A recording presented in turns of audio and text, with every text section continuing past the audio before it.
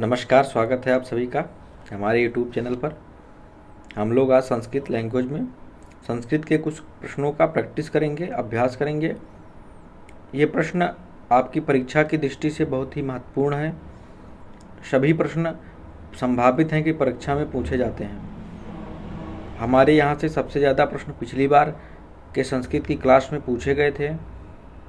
इस बार भी हमारे यहाँ से सबसे ज़्यादा प्रश्न पूछे जाएंगे, तो आप इन सभी प्रश्नों की प्लेलिस्ट में जाकर के प्रैक्टिस कर लीजिए। जो लोग चैनल पर नए जुड़ रहे हैं वह चैनल को सब्सक्राइब कर लें, शेयर कर लें। हमारे टेलीग्राम चैनल से जुड़ जाएं। हम टेलीग्राम पर वहाँ पर क्विज ऑर्गेनाइज करते हैं। शाम को 6 बजे लैंग्वेज की क्विज होती है, तो आपको वहाँ से लाभ मिलेगा। सारे PDF वहीं पर हम शेयर करते हैं, तो वहाँ से ज्वाइन होकर के जुड़ जाइए। हम बात करेंगे आज प्रश्नों की, तो हम आगे बढ़ते हैं और देखते हैं आपके सामने अगला प्रश्न लाते हैं। पहला प्रश्न आप देखेंगे प्रश्नों को। ये प्रश्न 2021 में BHU B.Ed के लैंग्वेज में पूछा गया था। 2021 में ये प्रश्न IGT आया था। आप देख सकते हैं, पेपर PYQ अपलोड है हमारे टेलीग्राम पर, वहाँ भी देख सकते हैं। कह रहा है निम्नलिखित छंदों को वर्णों के बढ़ते क्रम में व्यवस्थित कीजिए। हमने छंद की क्लास ली थी, तब बताया था छंद 2 प्रकार से होते हैं। वर्णिक छंद होते हैं, लौकिक छंद होते हैं, मात्रिक छंद होते हैं। वर्णिक छंदों में वर्णों के आधार पर गणना की जाती है। मात्रिक छंद में मात्रा के आधार पर गणना की जाती है। आपको क्या करना है, इसमें व्यवस्थित करना है। तो ये वैदिक छंद दिया गया था, उष्णिक, गायत्री, अनुष्टुप, त्रिष्टुप। अनुष्टुप ऐसा छंद है जो गायत्री वैदिक छंद भी है और लौकिक छंद भी है।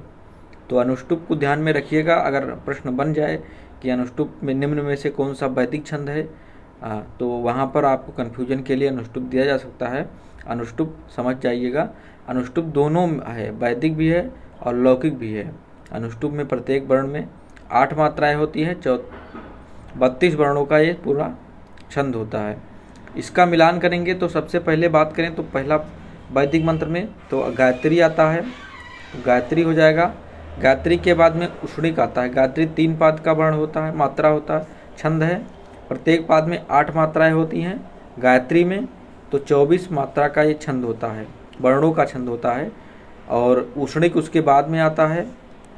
उष्णिक के बाद में अनुष्टुप आता है। अनुष्टुप के बाद में आती है क्या, जगती।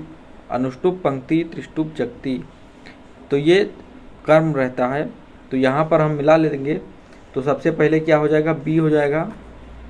बी के बाद में ये हो जाएगा, ये के बाद में सी हो जाएगा और सी के बाद में डी। यहाँ पर इस प्रश्न का आंसर क्या हो जाएगा, BACD। ऑप्शन में तीसरा नंबर पर मिल रहा है, तो ऑप्शन सी इसका सही आंसर है, तीसरा आंसर। तो इसको ध्यान में रखिएगा। हमने छंद जब पढ़ाए थे तो उसमें बताया भी था शायद, तो वहाँ से आप इसको पूरा देख भी सकते हैं। हम लौकिक छंदों को लगभग ख़त्म कर चुके हैं। 1-2-3 छंद बचे हैं, तो उनको हम कभी डिस्कस कर लेंगे। हम आगे बढ़ेंगे, अगला प्रश्न देखेंगे। प्रातिपदिक संज्ञा विधायकम सूत्रम किम। प्रातिपदिक संज्ञा का विधान करने वाला कौन सा सूत्र है।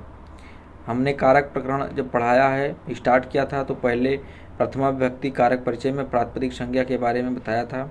वहाँ पर प्रातिपदिकार्थ, लिंग, परिमाण, वचन, मात्रा, प्रथमा, ये सूत्र मैंने डिस्कस किया था। परंतु यहाँ पर मैं बता दूँ कि ये प्रातिपदिक संज्ञा नहीं करता था, ये प्रथमा विभक्ति करता था। तो इस प्रकार से देखिए, प्रातिपदिक संज्ञा विधान करने वाला सूत्र पूछ रहा है, तो आपको बताना है कि कौन सा प्रातिपदिक संज्ञा कर रहा है। तो मैंने उसमें बताया था कि 2 सूत्र होते हैं, एक क्या, कित तद्धित समासाश्च, और दूसरा अर्थवत धातुर प्रत्यय प्रातिपदिकम। तो यहाँ पर देखिए बी विकल्प में क्या है, वही सूत्र लिखा हुआ है, अर्थवत धातुर प्रत्यय प्रातिपदिकम। मतलब अर्थ वाली अधातु हो और अप्रत्यय हो तो वह प्रातिपदिक होता है। कोई भी अर्थ वाली जो कि अधातु है और अप्रत्यय है वह प्रातिपदिक है। और कृदंत हो, समास हुआ हो या तद्धितांत हो तो वह प्रातिपदिक माना जाता था। तो 2 सूत्र मैंने बताए थे। ये सारे सूत्र नहीं होंगे। ये सूत्र प्रथमा विभक्ति करता है, कारक प्रकरण में मैंने बताया था, तो इसको ध्यान रखेंगे। हम आगे बढ़ते हैं। अगला प्रश्न आपके सामने है, प्रकृते प्रथमम, प्रथमम नहीं, इसको प्रथमम पढ़िएगा। प्रकृते प्रथमम किम उत्पन्नम भवति। प्रकृति से प्रथम कौन उत्पन्न होता है। ऑप्शन दिया है अहंकार, दूसरा अणु, तीसरा महत, पंचमात्रा डी। कौन सा सही विकल्प होगा? सांकारिका में सृष्टि परिचय मैंने पूरा पढ़ाया है, आप वहाँ से देख सकते हैं कि मैंने किस प्रकार से पूरी सृष्टि की परंपरा को समझा रखा है। तो वहाँ से आप अगर नहीं देखे हैं तो देख लीजिएगा, पूरी बात समझ में आ जाएगी। उसमें बताया गया क्या है कि सबसे पहले क्या होता है, गुण हमने सुने हैं, रजगुण, तमगुण, सत्वगुण, उनसे कैसे पृथ्वी की रचना हो जाती है, पूरी बात मैंने बता रखी है। यहाँ पर इस विकल्प का आंसर मैं सीधा बताऊंगा कि प्रकृति से सबसे पहले क्या उत्पन्न होता है, तो सबसे पहले उत्पन्न होता है महत। महत से उत्पन्न होते हैं अहंकार। महत किसको कहते हैं? बुद्धि को कहते हैं। अहंकार उसके बाद में आती है।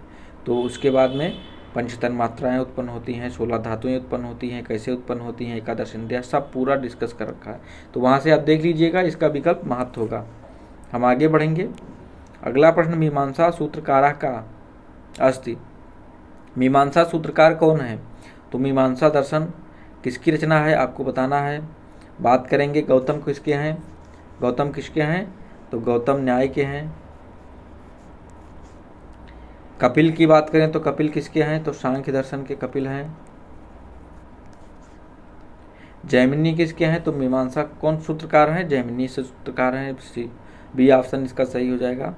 तो हम आगे बढ़ेंगे और अगला विकल्प आपके सामने लाते हैं।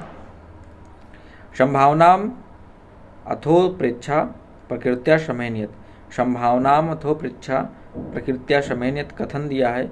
दूसरा दिया है उपमान की उपमेय के द्वारा संभावना की जाती है। कथन एक की व्याख्या कथन दो करता है। कथन एक सत्य है परंतु कथन दो असत्य है। दोनों ही असत्य हैं, केवल कथन एक सत्य है तथा कथन दो उसकी व्याख्या नहीं करता है। कौन सा विकल्प इसका सही हो जाएगा आपको बताना है। ये देखिए, पिछली बार भी शायद उपमा अलंकार पूछा था, इसके आधार पर मैंने उत्प्रेक्षा अलंकार का यहाँ पर प्रश्न सम्मिलित किया है। तो आपको बताना है कि उत्प्रेक्षा अलंकार पहला दिया है संभावना अथ उत्प्रेक्षा प्रकृत्या शमैनियत। जो प्रकृति में, प्रकृति मतलब स्वभाव से, जहाँ पर उत्प्रेक्षा कहाँ संभावना पर प्रकट की जाए, जहाँ पर संभावना प्रकट की जाती है, शंका की जाती है, वहाँ पर कौन सा अलंकार होता है बताया गया। तो वहाँ पर जहाँ पर उपमेय की उपमान में संभावना प्रकट की जाती है, वहाँ पर क्या होता है, उत्प्रेक्षा अलंकार होता है। किसके द्वारा? उपमेय की उपमान में।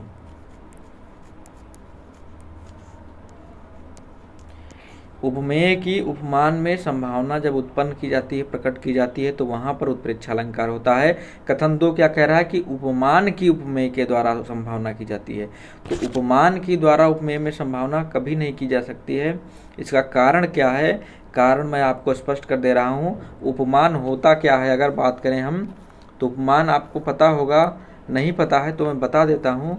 उपमान होता क्या है, जैसे कि आप कहते हैं कि आप चांद की तरह दिख रहे हैं, तो वहाँ पर आपका मुख चांद की तरह दिख रहा है, मैं आपका मुख क्या है, चांद क्या है, इसकी बात मैं बता दे रहा हूँ। तो जो उपमान है इस उदाहरण में कि आपका मुख चंद्रमा के समान है या चांद की समान है, तो जो चांद है वो क्या हो गया, उपमान हो गया। अब इसके बारे में अगर हम परिभाषित करना चाहें उपमान के बारे में, तो चांद क्या है, चांद को सब जानते हैं ना, प्रसिद्ध है। तो जब किसी प्रसिद्ध से तुलना की जाए तो वह उपमान होता है, और जिसकी तुलना की जाए उस प्रसिद्धि से, मतलब कि जैसे मुख, तो मुख क्या हो गया, उपमेय हो गया। क्योंकि हम यहाँ उपमेय क्या हो गया, मुख।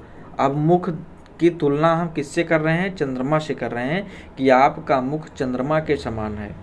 तो वह जो मुख है वो चंद्रमा के समान है, तो चंद्रमा क्या है, उपमान है, और मुख क्या है, उपमेय है। अब इसमें हमने दो बात बताई, सुंदर बताया। जब हम बता रहे हैं कि आपका मुख चंद्रमा के समान सुंदर है, तो जो सुंदर शब्द है वो क्या है, वो समानता प्रदर्शित कर रहा है। तो वह क्या है, वह धर्म है,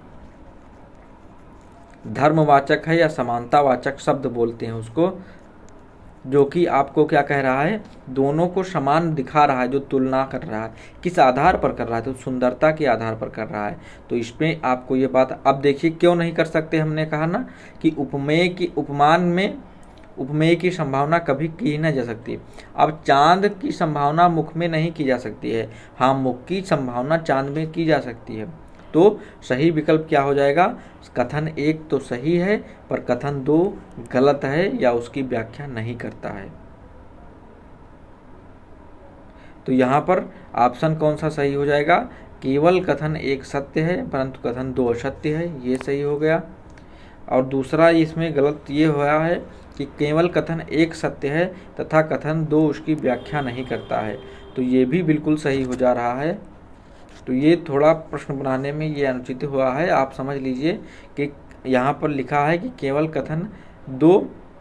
कथन 1 सत्य है, ये इतना भूल जाइए, तो ये भी गलत हो गया।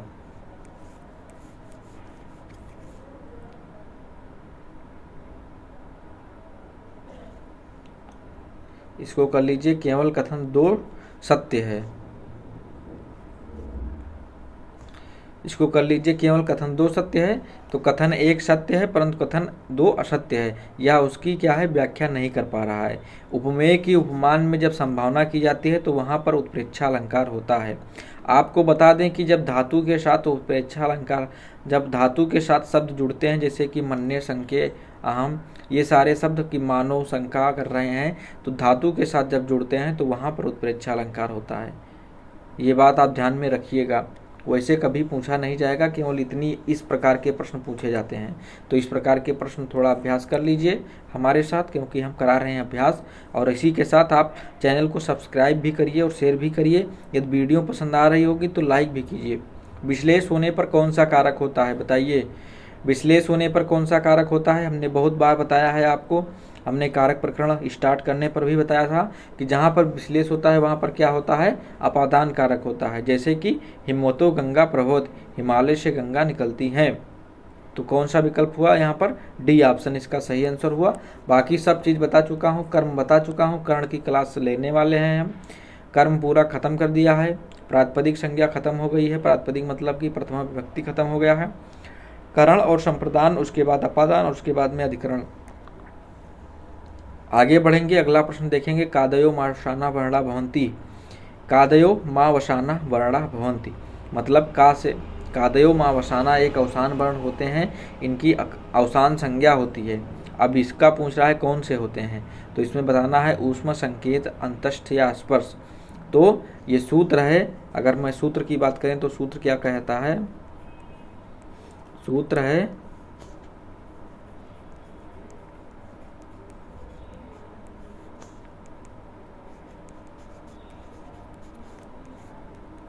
कादयो मा वसाना स्पर्शः, कादयो मा वसाना स्पर्शः मतलब कि का से लेकर के माँ तक।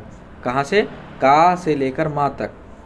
तो ये बात आप ध्यान रखिए, का से लेकर के माँ तक जितने भी वर्ण आते हैं वो क्या होंगे? स्पर्श वाले होंगे, उनको स्पर्शी कहते हैं, स्पर्श वर्ण। तो ये कितने वर्ण हो गए? कभी कभी इनकी संख्या पूछ लेता है तो ये 25 वर्ण, 25 वर्ण, क्या 25 वर्ण ये जो हैं ये कादयो मा वसाना स्पर्शा से स्पर्श संज्ञा होती है इनकी। तो इतनी बात आपको ध्यान में रखना है, कादयो मा वसाना से स्पर्शा स्पर्श संज्ञा होती है। अब हम आगे बढ़ेंगे और अगला वर्ण आपको अगला प्रश्न देखेंगे। कृष्णाश्रिता में कौन सा समास है? तत्पुरुष समास, द्वंद्व समास, बहुब्रीहि समास या अव्ययीभाव समास? अब बात करेंगे इसमें कृष्णाश्रिता में कौन सा समास है। तो एक सूत्र है श्रितातीत पतित गता अत्यस्ता अपन्नय, मतलब क्या हुआ इसका कि श्रित लगा हो, अतीत लगा हो, हाँ एक सेकंड, श्रित लगा हो, श्रितातीत पतित गता, पतित तो लगा हो, गता लगा हो, तो ये सारे अगर वर्ण के पीछे लगे होंगे तो वहां पर द्वितीया तत्पुरुष समास होगा।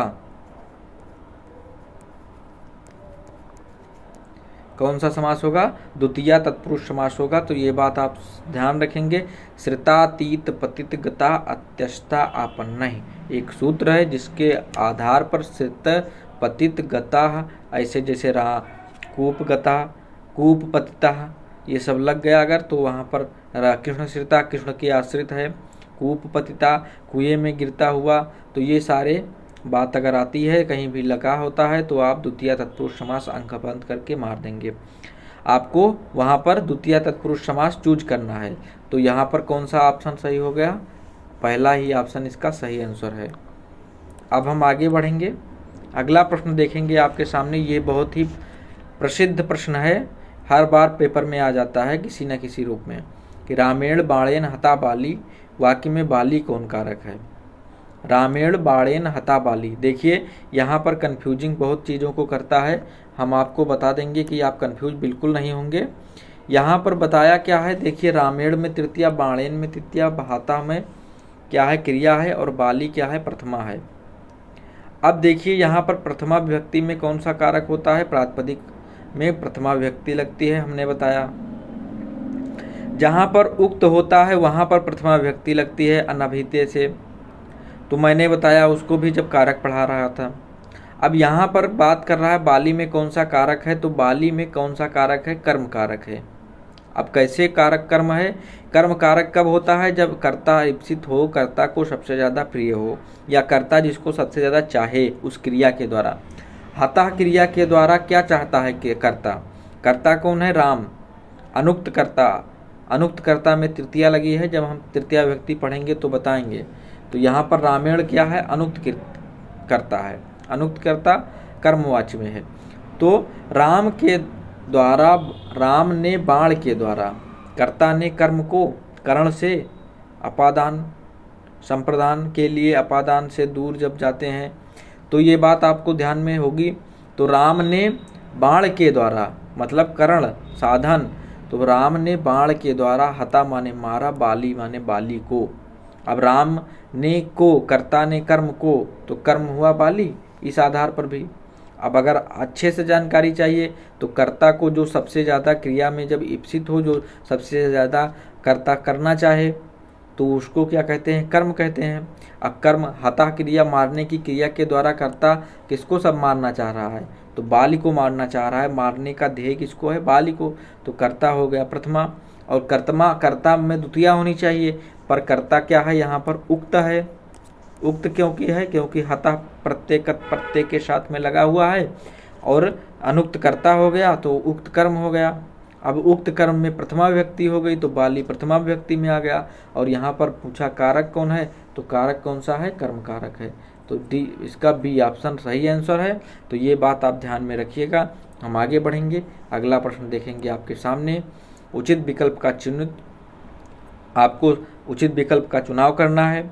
साहित्य दर्पण, दश कुमार चरित, विक्रमांक देव चरित, शांकारिका रचनाएं दी हुई हैं, एक तरफ रचनाकार दिए हुए हैं। अब देखिए इसमें मिलान करना है।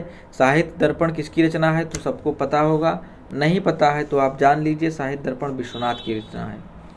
साहित्य दर्पण विश्वनाथ की रचना है। काव्य शास्त्र की हमने प्रश्नोत्तरी भी ली है, काव्य शास्त्र की हमने क्लास भी ली है। उस वीडियो को अगर आपने नहीं देखा है तो कृपया करके उसको देख लीजिएगा, उससे आपके 4 से 5 प्रश्न बन सकते हैं। 2 वीडियो से 4 से 5 प्रश्न आ सकते हैं, तो आपको उसको जरूर देखना है। दूसरी क्या है? दश कुमार चरित। दश कुमार चरित किसकी रचना है? दंडी की रचना है। विक्रमांक देव चरित बिल्हड़, शांकारिका ईश्वर कृष्ण की। मिल गया। देखिए पहला क्या हो जाएगा? आ, पहला क्या हो जाएगा? बा। यहाँ पर मैं मिलान कर दे रहा हूँ। बा के बाद में दा के बाद में सा के बाद में आ। कोई मिल रहा है? बा दा सा। दूसरा विकल्प आप देखिए यहाँ पर मिल जा रहा है, तो दूसरा विकल्प इसका सही आंसर हो गया। साहित्य दर्पण किसकी रचना है? विश्वनाथ की रचना है। ईश्वर कृष्ण की शांकारिका है। दश कुमार चरितम दंडी की रचना है। विक्रमांक देव चरित बिल्हड़ की रचना है।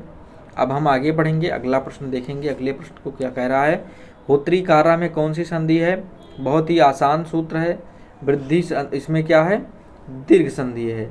होत्री धनकारा, होत्रिकारा बन जाएगा, तो दीर्घ संधि हो जाएगा। अब हम आगे बढ़ेंगे, अगला प्रश्न देखेंगे। तर्क संग्रह के अनुसार कितने प्रमाण माने गए हैं? कभी कभी दर्शन से प्रमाण पूछता है, ये भी 2021 का प्रश्न है, एज इट इज प्रश्न पूछा गया था। तर्क संग्रह में कौन सा कितने प्रमाण माने गए हैं, संख्या ही पूछा था। तो तर्क संग्रह में कितने हैं? 4 प्रमाण माने गए हैं। अब आप पूछेंगे सर जी कौन माने गए हैं, तो मैं बता दे रहा हूँ। सबसे पहले आप प्रत्यक्ष मतलब जो आप हमको देख रहे हैं, तो प्रत्यक्ष हम आपके सामने प्रमाण के रूप में उपस्थित हैं। कहते नहीं कि प्रत्यक्ष को प्रमाण की आवश्यकता नहीं होती, तो प्रत्यक्ष क्या है, प्रमाण होता है। उसके बाद में आता है अनुमान, जो हम देखते नहीं हैं उसको हम अनुमान लगा देते हैं। कैसे अनुमान लगाते हैं? अनुमान लगा देते हैं कि आज बारिश होने वाली है, तो अनुमान लगा लिया, प्रमाण के रूप में लिया गया। अनुमिति और आप्तवचन, आप्तवचन को हम कहते हैं शब्द प्रमाण। इसको आप ये ध्यान रखिएगा, शब्द प्रमाण। शब्द प्रमाण कौन? जैसे वेदों में कोई, जैसे आप कह सकते हैं युधिष्ठिर कभी झूठ नहीं बोलते थे, तो उनके शब्द क्या ही थे, प्रमाण थे, वो कभी झूठ नहीं बोलते थे। तो इस प्रकार से जो ऋषि मुनि कभी झूठ नहीं बोलते थे, कहने का तात्पर्य यहाँ वेदों से लिया जाता है। वेदों में लिखे हुए वाणी, वेदों में लिखी हुई जो तथ्य हैं, बताए गए हैं, वो क्या हैं, आप्तवचन है, शब्द प्रमाण के रूप में माने गए हैं। तो प्रत्यक्ष, अनुमान, अनुमिति और आप्तवचन, ये 4 प्रकार के तर्क संग्रह में प्रमाण मिलते हैं। तो इन बातों को आपको ध्यान में रखना है, अगर पूछे तो बताना है। अगर तर्क संग्रह की बात करेगा तो तर्क संग्रह में हम अगली वीडियो में जब हम दर्शन पढ़ाए हैं तो वहाँ पर सब कुछ बता दिया है, तो उसको आप देख लीजिएगा। दर्शन परिचय में देखेंगे तो तर्क संग्रह के बारे में, सांकारिका के बारे में सब कुछ बता रखा है, तो वहाँ से आप देख लीजिए। हम आगे बढ़ेंगे, अगला प्रश्न देखेंगे। कृष्ण सर्पा में कौन सा समास है? तो कृष्ण सर्पा में कौन सा समास हो जाएगा? कृष्ण सर्पा, कृष्ण सर्पा में कौन सा समास हो जाएगा? कर्मधारय समास हो जाएगा। उपमानान सामान्य वचन से कृष्ण सर्पा बना है। कृष्ण सर्पा में उपमान सामान्य वचन, जहाँ पर अभी मैंने समझाया उपमान दिया जाता है, उसकी तुलना की जाती है, वहाँ पर कौन से कर्मधारय समास हो जाता है। तो उपमान से उपमानान सामान्य वचन एक सूत्र है, उसके आधार पर कर्मधारय समास हो गया है। कृष्ण यु सर्पा, कृष्ण सर्पा बन जाएगा। अब हम आगे बढ़ेंगे और अगला प्रश्न आपके सामने लाते हैं। इसमें भी आपको बताना है कौन सा सही विकल्प है इसका। रस संप्रदाय, वक्रोक्ति संप्रदाय, ध्वनि संप्रदाय, रीति संप्रदाय। बहुत ही आसान प्रश्न है। रस संप्रदाय की अगर बात करें तो भरत मुनि है, जिन्होंने नाट्य शास्त्र की रचना की है, 5000 प्लस श्लोक हैं उसमें। अगर हम बात करें वक्रोक्ति संप्रदाय के आचार्य कौन है, तो कुंतक है वक्रोक्ति संप्रदाय के आचार्य। ध्वनि संप्रदाय के आचार्य आनंदवर्धन है, जिनको कि विश्वनाथ ने क्या कहा है, साहित्य शास्त्र का मार्ग व्यवस्थापक कहा है। तो ये बात ध्यान में रखिएगा। वामन हमारे क्या हैं, रीति संप्रदाय के काव्यालंकार सूत्र संग्रह इनकी रचना है वामन की, और काव्यालंकार भामा की रचना है। तो ये कन्फ्यूजन बना देता है, आप इनको ध्यान में रखिएगा। अब मिल चुका है, हम मिला सकते हैं रस के। बात करें चौथा, पहले काव्य में चौथा आएगा। देखिए ये ऑप्शन आपका बिल्कुल सही हो गया। एक ही विकल्प यदि आप जानते तो भी इसका आंसर सही कर ले जाते, क्योंकि रस संप्रदाय के भरत मुनि हैं। अब हम आगे बढ़ेंगे और अगला प्रश्न लेंगे अपने सामने, और ये होगा आपका आज का अंतिम प्रश्न। पृथ्वी सूक्त केन वेदेन संबंधा, पृथ्वी सूक्त का किस वेद से संबंध है? पिछली बार साम वेद में पूछा था शाखा, जैमिनीय शाखा किस वेद से संबंधित है? जैमिनीय शाखा साम वेद से संबंधित है। मैंने वेदों को पूरा पढ़ा रखा है, प्लेलिस्ट में जाइए उसको देखिए। पहले पूछा था पिछली बार साम वेद में जैमिनीय शाखा किस वेद से संबंध है, सीधा प्रश्न था। उसमें जैमिनीय शाखा जो थी वो साम वेद से संबंध थी। यहाँ पर पूछ रहा है पृथ्वी सूक्त केन वेदेन संबंध है, किस वेद से संबंध है? तो पृथ्वी सूक्त अथर्व वेद से संबंध है। पृथ्वी क्या है, माता है, उसमें बताया गया है, और हम उसके क्या हैं, पुत्र हैं। तो पृथ्वी को माता के समान बताया गया है। पृथ्वी को क्या बताया गया है, माता बताया गया है, और हमें क्या बताया गया है, अहम पुत्र, हम क्या हैं, उसके पुत्र हैं। तो ये बातें आपको ध्यान में रखनी है। इतनी सारी बातें हमने बताई, प्रैक्टिस के दौरान आपको इसको प्रैक्टिस कर लेना है, अभ्यास कर लेना है, और भी क्लासेस हम लगातार करते रहेंगे, आप तक जानकारी पहुंचती रहेगी। तो आपने हमारे चैनल को अभी तक सब्सक्राइब नहीं किया है तो प्लीज़ आप सब्सक्राइब कर लीजिए। ये हमारे चैनल का देखिए लिंक है, यहाँ से आप जुड़ सकते हैं। डिस्क्रिप्शन में लिंक है, उसको जुड़ सकते हैं। ये हमारे चैनल को आप यहाँ से कई सारे वीडियोज़ प्राप्त कर सकते हैं। टीचिंग एप्टीट्यूड की क्लासेस लगातार चल रही हैं, उसको देखते रहिए। कहीं एक भी प्रश्न अगर बाहर से आएगा तो आप बताइएगा, पूरे प्रश्न हमारे वीडियोज़ के प्रैक्टिस अभ्यास से आएंगे। लैंग्वेज संस्कृत की प्लेलिस्ट ये आपकी सामने है, यहाँ से आप लैंग्वेज के पूरे प्रश्न लगा सकते हैं, अभ्यास कर सकते हैं, थ्योरी क्लासेस दी हुई हैं, थ्योरी क्लासेस कर सकते हैं। और हमारे चैनल को जुड़ जाइए और चैनल को सब्सक्राइब करिए, शेयर करिए, ज़्यादा से ज़्यादा लोगों तक पहुँचाइए। हम मिलते हैं अगली वीडियो में, तब तक के लिए नमस्कार, जय हिंद।